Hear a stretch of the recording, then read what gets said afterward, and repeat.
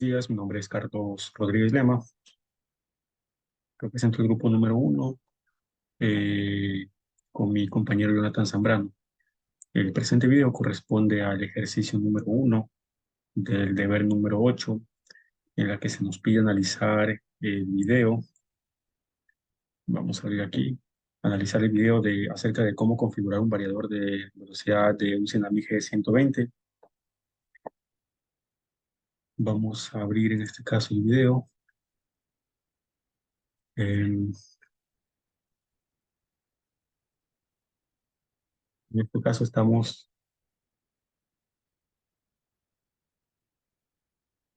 viendo cómo se configura un Tsunami G120C.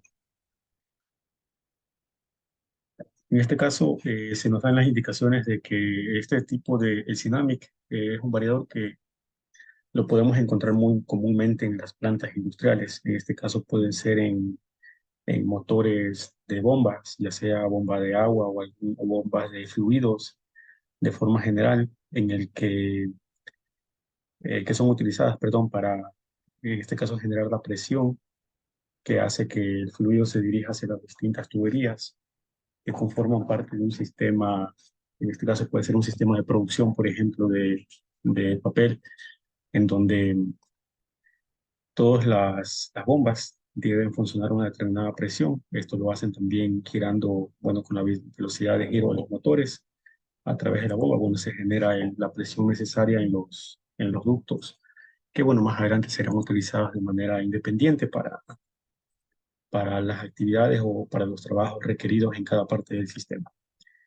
En este caso estamos viendo un Tsunami G120 en donde contamos con una interfaz, sí, una interfaz de comunicación que nos permite configurar en este caso el variador.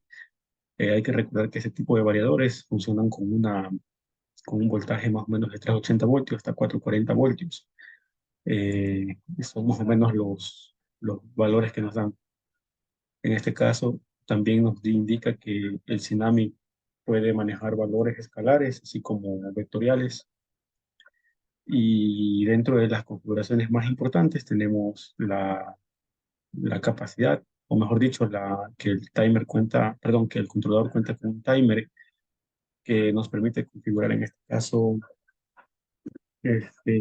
la posibilidad de configurar algunos parámetros de funcionamiento de este equipo.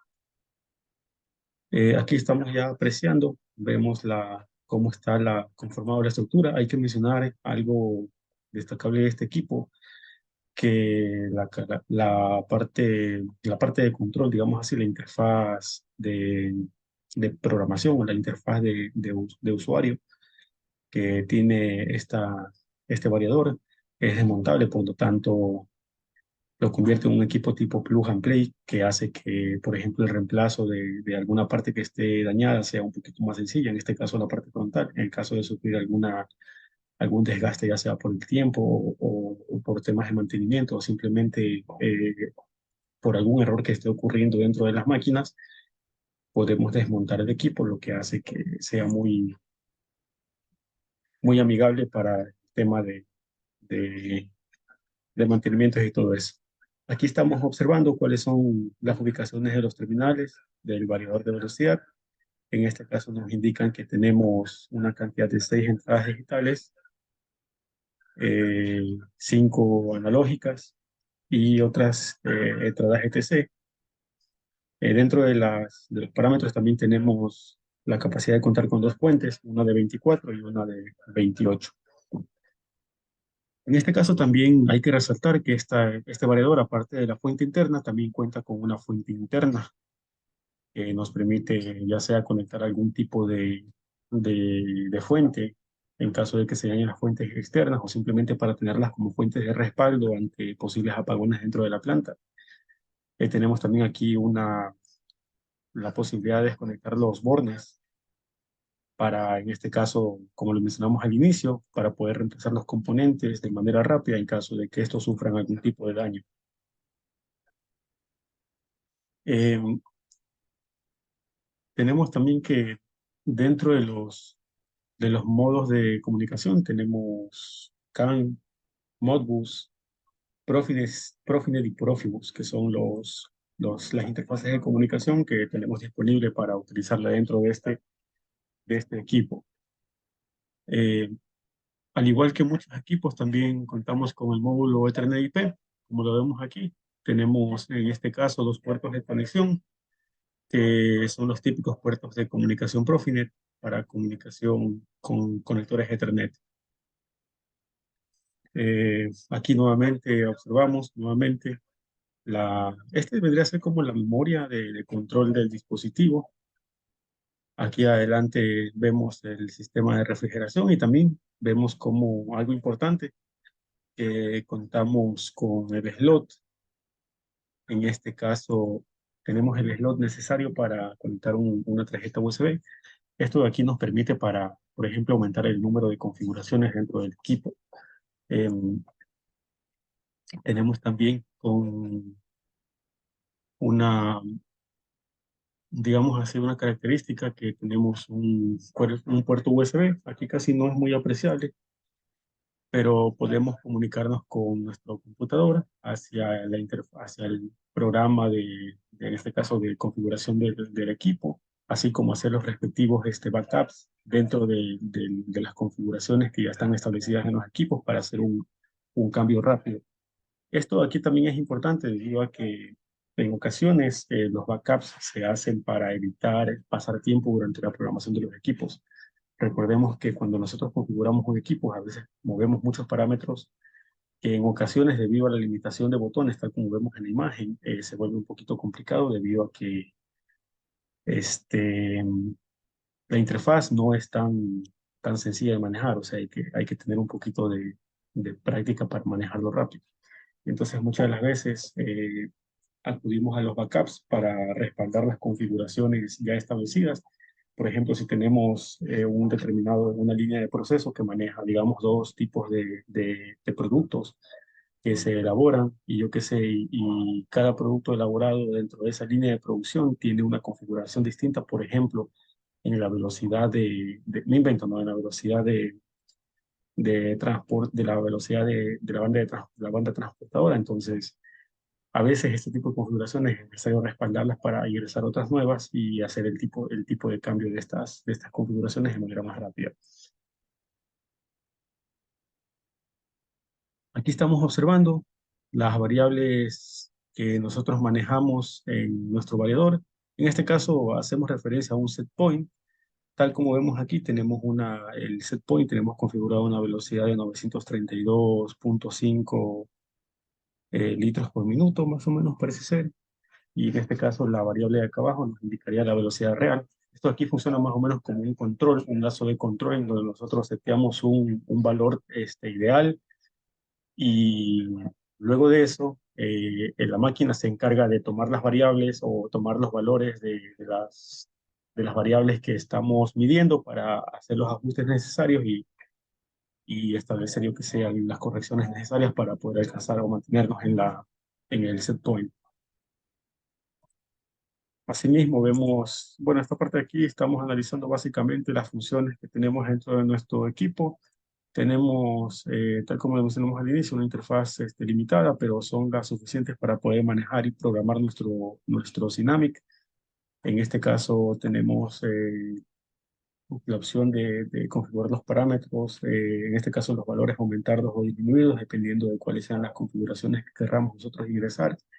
Tenemos botones de confirmación, de regreso, para poder movernos a través de los menús que nos ofrece el dispositivo.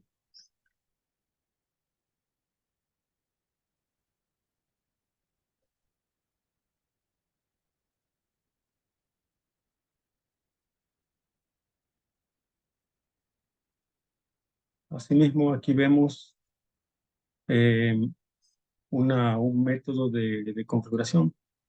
Aquí hay que es necesario, mejor dicho, mencionar que dentro de las configuraciones, nosotros podemos configurar los parámetros. Hay parámetros que podemos configurarlos y en caso de que no podamos o no estemos contentos con la configuración de los parámetros o simplemente se haya desconfigurado podemos volver a un reinicio del equipo en donde el equipo nos quedará, digamos, con una configuración de fábrica. Y es exactamente lo que apreciamos en esta parte, en donde en la parte de extras, cuando ingresamos al menú de extras, tenemos aquí la opción de resetear el equipo a un modo de fábrica. También contamos con una opción para guardar ya sea en la memoria RAM o en la memoria ROM del equipo. Eh, También tenemos una opción para guardar, en este caso, como un operador básico o extraer la información, en este caso, de un operador básico. Y también, finalmente, lo que mencionamos al inicio, tenemos la opción de guardar esa configuración con los registros hacia una tarjeta SD. En este caso, lo vimos al inicio, tenemos esa opción de colocar una tarjeta SD. En este caso, en el menú Setup, nosotros podemos configurar varios parámetros, como por ejemplo el modo de reset.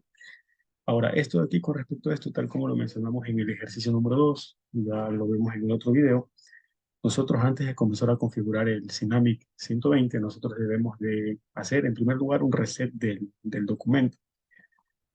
Si nosotros abrimos, bueno, en día Portal nosotros realizamos el programa en donde básicamente lo que nos pedía, o lo que se nos aconsejaba, era resetear a configuración de fábrica el equipo. ¿Y esto por qué lo hacemos? Debido a que en ocasiones, a veces, como mencionamos al inicio, estamos utilizando el variador para un determinado, para la producción de un determinado elemento en una línea de producción, valga la redundancia, y queremos, yo que sé, pasar a otros parámetros. Queremos configurar otros parámetros porque el elemento que se va a producir tiene lo que se necesita de unas configuraciones distintas para producirse de manera correcta. Entonces, en ocasiones, o no en ocasiones, sino de manera general, es recomendable resetear siempre el equipo antes de ingresar nuevas configuraciones. ¿Por qué? Porque es mucho más sencillo ingresar al equipo a realizar las configuraciones necesarias para el funcionamiento de una línea de producción que ir a buscar en el equipo todos los parámetros disponibles y revisar qué parámetros han sido modificados para volverlos a, yo que sé, a colocar en los parámetros iniciales uno por uno. Entonces, de esta manera lo que nos evitamos es estar haciendo el recorrido de menú por menú para verificar qué parámetros han sido movidos, qué parámetros no han sido movidos y, y de esta manera solamente entrar al menú para hacer las configuraciones necesarias. Recordemos que en ocasiones a veces solamente necesitamos configurar valores, por ejemplo, vamos a suponer que necesitamos modificar solamente el valor de la velocidad de giro del motor. Entonces, no necesariamente debemos de comenzar a revisar todas las configuraciones que han sido ajustadas, sino que básicamente lo que haríamos es solamente volver a valores de fábrica y configurar la velocidad que necesitamos. En este caso, podemos movernos con los menús, con la tecla arriba o abajo, para seleccionar ya sea sí o no, dependiendo de si estamos o no estamos de acuerdo con realizar la restauración en la fábrica. En este caso, tal como lo vemos, ya cuando seleccionamos la opción de sí, el equipo automáticamente comienza a volver a valores de fábrica y ese tiempo más o menos demora alrededor de 6 minutos eh, para volver al estado de fábrica del equipo. Algo que, como les mencioné al inicio, es muy beneficioso debido a que de esa manera evitamos que se realicen, que se generen errores. Aquí ya se ha realizado la restauración de fábrica. Por lo tanto, ahora podemos pasar a configurar un nuevo parámetro en donde tenemos la opción de configurar el Drive Application. En este caso, elegimos qué tipo de aplicación va a controlar el variador, en este caso. Entonces, necesitamos ingresar en este caso al Drive Application y podemos seleccionar las opciones de ya sea de un tipo estándar, un tipo dinámico o un tipo, una clase de modo de experto. En este caso, siempre trabajamos con una configuración estándar. Es común trabajar con este tipo de comunicaciones, por lo que esto es lo que vamos a configurar de manera en estos momentos. Entonces aquí lo que nos va a indicar el equipo es que nosotros seleccionemos qué tipo de configuración vamos a utilizar en el idioma. En este caso tenemos el idioma, por ejemplo, europeo y, perdón, el tipo sí, de configuración, ya sea europeo o estadounidense. En este caso elegimos el estadounidense, tenemos la opción de trabajar con 60 Hz. Recordemos que en el caso de otros lugares, yo qué sé, tenemos la opción de trabajar con kilovatios por 50 hercios. En este caso, aquí estamos trabajando como kilovatios o en 60 hercios. Como aquí aceptamos, y aquí podemos ingresar los valores de la entrada de la tensión. En este caso, recordemos que nosotros alimentamos los equipos a una red de 440 voltios. Como lo dijimos al inicio, también podemos trabajar con un rango de 380 a 440. Luego de eso podemos configurar el tipo de motor que estamos utilizando. Eso también es muy importante recordar que la configuración del motor que estamos utilizando debe ser especificada en base al motor que tenemos físicamente. No podemos, por ejemplo, tener con un motor, yo que sé, de inductancia y conectarle, yo que sé, un motor, me invento, un motor totalmente distinto. En este caso también podemos utilizar la opción de configurar qué tipo de motor tenemos. Puede ser un motor que pertenezca a la misma marca Siemens, del motor de inductancia, como lo vemos. Tenemos también la posibilidad de modificar la corriente del motor. En este caso tenemos ahí a la corriente de 0.42 amperios. También podemos modificar la potencia del motor.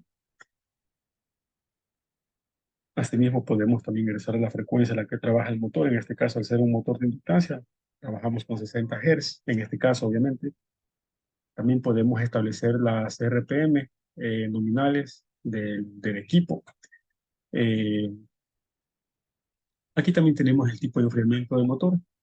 En este caso, recordemos que la mayor parte de motores son motores autoventilados, por lo tanto, podemos seleccionar aquí. Tal cual, vemos que tenemos tres opciones para refrigerar los motores, ya sea la opción de autoventilación, que generalmente se realizan en los motores acoplando unas hélices que hacen que el viento, bueno, pase a través de las rejillas del motor y enfríen los devanados de estos en caso perdón, para evitar el sobrecalentamiento. También tenemos aquí la refrigeración forzada, que esta se hace a través de un sistema de refrigeración, ya sea a través de ductos de ventilación o simplemente a través de la implementación asimismo de hélices, pero ya de manera externa, ya no que están acopladas al eje del motor. Recordemos también que una ventaja de trabajar con una de ventilación eh, con un motor autoventilado es la de manejar, digamos así, la capacidad de enfriamiento en base a la velocidad de giro del motor. ¿Y esto cómo lo logramos? Esto es gracias a que nosotros acoplamos la hélice de ventilación hacia el mismo eje del motor.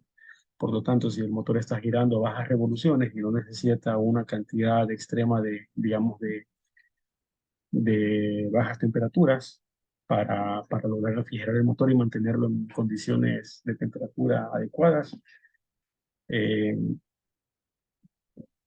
eh, el mismo eje nos permite hacer esto, nos permite realizar este control. De la misma manera, podemos estar ahorrando, por ejemplo, una cantidad no muy grande quizá, pero cantidades pequeñas en cuanto al consumo energético del sitio en donde se están operando estos motores, debido a que si no necesitamos bajar la temperatura de manera extrema, entonces no estaríamos forzando a los sistemas de ventilación. Sin embargo, dentro de una misma línea de producción pueden haber motores que están funcionando a diferentes velocidades. Por lo tanto, nosotros necesitaríamos manejar, digamos, distintos niveles de refrigeración en cada uno. Entonces, una ventaja de este tipo de refrigeración es la de permitir al motor refrigerarse en base a las RPMs que está trabajando. Tenemos también la opción de refrigeración líquida y también o la opción de trabajar con un motor sin refrigeración. Esos son para motores generalmente pequeños, motores de pequeñas capacidades de potencia.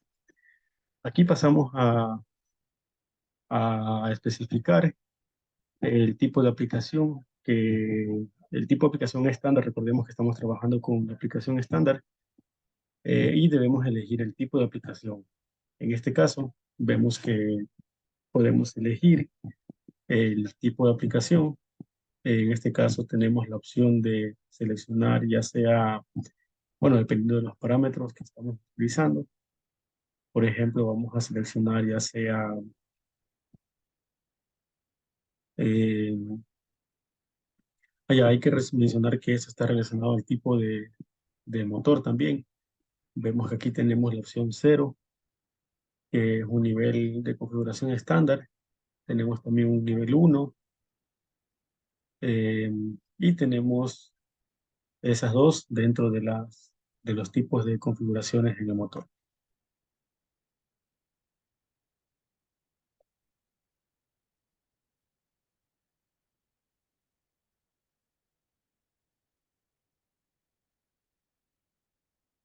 Aquí también tenemos la opción de configurar la salida del variador.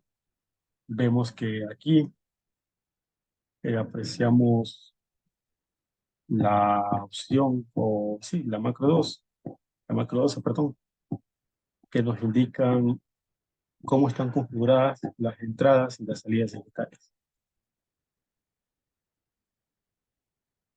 Si vamos adelantando el video, tenemos algunos parámetros que son también configurables dependiendo del uso que se le vaya a dar, en este caso al variador que estamos utilizando. Aquí tenemos la capacidad de configurar una velocidad límite. Recordemos también que esto es muy importante para evitar el disparo de motores. En este caso, esta opción funciona como un sistema de protección ante embalamientos de motores. Recordemos que al existir una falla a nivel eléctrico, a nivel de control del funcionamiento de los motores, podemos ocasionar accidentes debido a que estos, cuando ocurre una falla, puede ser que entre en un estado de embalamiento, sí, de embalarse, de embalamiento, en donde los motores comienzan a subir las revoluciones de manera descontrolada hasta llegar a un punto donde las RPM que alcanzan causan vibraciones que afectan a los componentes internos del motor, incluyendo, o mejor dicho, específicamente a los componentes que realizan la sujeción del motor hacia los, hacia la estructura donde está anclado, o la simple estructura que lo mantiene compacto. Entonces, llega un límite donde esas RPM comienzan a afectar a esta estructura, por lo tanto el motor corre el riesgo de reventarse y el eje salir disparado debido a la misma fuerza que ejerce esta al momento de girar. Entonces, esta opción lo que nos permite es establecer un límite de RPMs para evitar este tipo de problemas. Es decir, por ejemplo, si nosotros estamos trabajando con una velocidad nominal de mi invento, 5000 RPMs, y sabemos que, por ejemplo, nuestro motor tiene una velocidad, yo qué sé, de giro máxima de 700 RPMs. Arriba de esas RPMs, el motor corre el riesgo de sufrir daños que pueden ocasionar mayores pérdidas a alguna planta. Entonces, nosotros establecemos a través de este parámetro cuáles son las RPMs máximas con las que va a trabajar en este motor. Entonces, si el motor de manera descontrolada comienza a subir las RPMs por el motivo que se haya producido, entonces, el mismo sensor o el mismo drive, al momento de sensar las RPMs que está entregando el motor, detectará cuándo estas RPMs han alcanzado el máximo establecido, y lo que harán es entrar en un modo de desconexión. ¿Para qué? Para apagar el motor. De esa manera evitar accidentes. Aquí vemos que podemos ingresar, eh, digamos así, la capacidad de medir características internas del motor. En este caso, generalmente se controlan las impedancias a través de la inyección de corriente.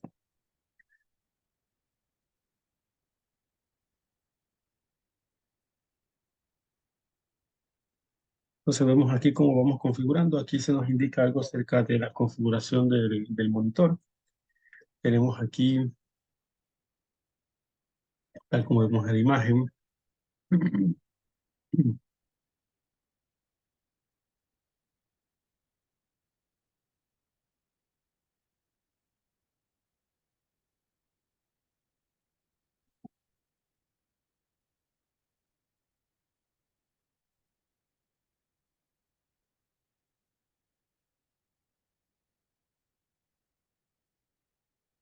Entonces aquí vemos cómo estamos seteando de manera automática el motor.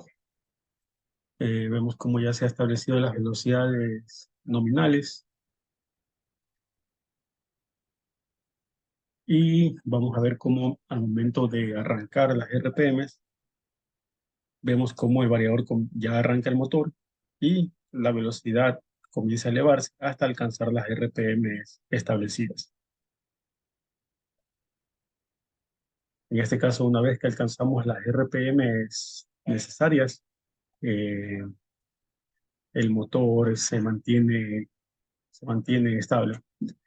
En este caso, recordemos que nosotros podemos agregar un sistema de control a través de periféricos de salida. En este caso estamos utilizando vamos a llamarlo una especie cómo es de control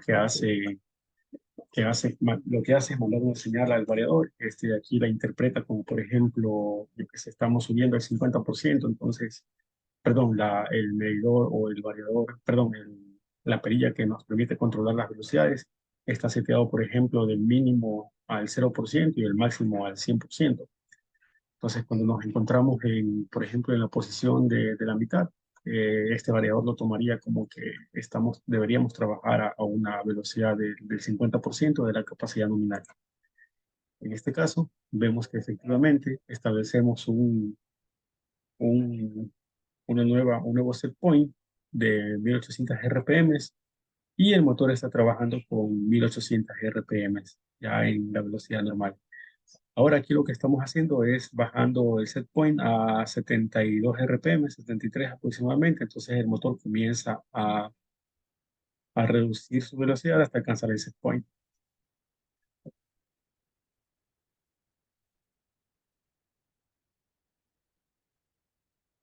Entonces aquí vemos lo que estamos haciendo aquí es realizar un control de giro. Recordemos que eh, en este variador tenemos la posibilidad de realizar una inversión de giro sin necesidad de parar el motor. Es necesario mencionar que nosotros contamos con ciertos variadores que para hacer un cambio de sentido de giro, primero necesitamos detener completamente el motor. De hecho, esos variadores los contamos en el laboratorio de la universidad, en donde al momento de nosotros querer hacer un cambio de sentido de giro, necesitamos sí o sí detener el motor para de ahí nuevamente comenzar a girar en sentido inverso. En este caso solamente presionamos un botón y con las mismas con el mismo set point que nosotros hemos establecido, este drive lo que hará es reducir de manera gradual la velocidad y hacerla girar de manera inmediata hacia hacia el sentido contrario.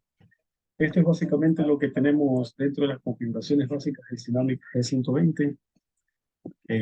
Hay muchas otras funciones que, bueno, ya podrán ser vistas durante las prácticas o ya cuando se comiencen a manejar o cuando se tenga la posibilidad de manejar estos equipos ya de manera presencial. Esto en cuanto al video que se ha realizado. Gracias por su atención.